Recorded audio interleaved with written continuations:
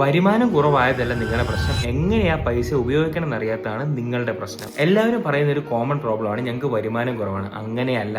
നിങ്ങൾ ചിന്തിച്ചിട്ടുണ്ടോ 10,000-15,000 രൂപയ്ക്കും ഇന്നും 3-4 പേരുള്ള ഫാമിലി ഈസി ആയിട്ട് ജീവിച്ചു പോകുന്നുണ്ട്. ഇതിന് പറയുന്നതാണ് ഫിനാൻഷ്യൽ മാനേജ്മെന്റ് എന്നുള്ളത്. അതായത് എങ്ങനെ പൈസയെ കൃത്യമായി വിനിയോഗിക്കണം എന്ന് അറിയുക എന്നുള്ളതാണ്. പല യങ്സ്റ്റേഴ്സിലും കാണുന്ന ഒരു പ്രോബ്ലമാണ്. സാലറി കൂടും, അതനുസരിച്ച് ലൈഫ് സ്റ്റൈൽ ഇൻക്രീസ് ചെയ്യും. ആൻഡ് എല്ലാവരും പറയുന്നത് V deserve that life style and you don't. അതായത് വരുമാനം കൂടുന്നതനുസരിച്ച് ചെലവുകൾ കൂടുന്നുണ്ടെങ്കിലും വരുമാനം കൂടുന്നതനുസരിച്ച് സേവിങ്സ് കൂടുന്നില്ല എന്നുള്ളതാണ്.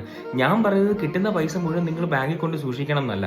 പക്ഷേ ഇപ്പൊ 25,000 രൂപയാണ് നിങ്ങൾ ഒരു മാസം ഉണ്ടാക്കുന്നതെന്നുണ്ടെങ്കിൽ അറ്റ്ലീസ്റ്റ് ഒരു 2,000 രൂപയെങ്കിലും നിങ്ങൾക്ക് ഒരു SIP ചെയ്യാമല്ലോ, അല്ലെങ്കിൽ ഒരു 2,000 രൂപയിൽ നിങ്ങൾക്ക് എമർജൻസി ഫണ്ടിലേക്ക് മാറ്റി വെക്കാമല്ലോ. അപ്പം സേവ് ചെയ്യാൻ പറ്റാത്തതല്ല പ്രോബ്ലം, നിങ്ങളുടെ ചെലവുകൾ കൂടുന്നതാണ് നിങ്ങളുടെ പ്രോബ്ലം. 1,00,000 രൂപ മാസം കിട്ടുന്ന ലൈഫ് സ്റ്റൈലിൽ നന്നായിട്ട് ഫോക്കസ് ചെയ്യുന്ന ഒരാളെക്കാട്ടിലും എന്തുകൊണ്ടും ബെറ്റർ ആണ് 25,000 രൂപ മാസം കിട്ടുന്ന ഡിസിപ്ലിൻ ആയിട്ട് ഇൻഡിവിജ്വലിന്.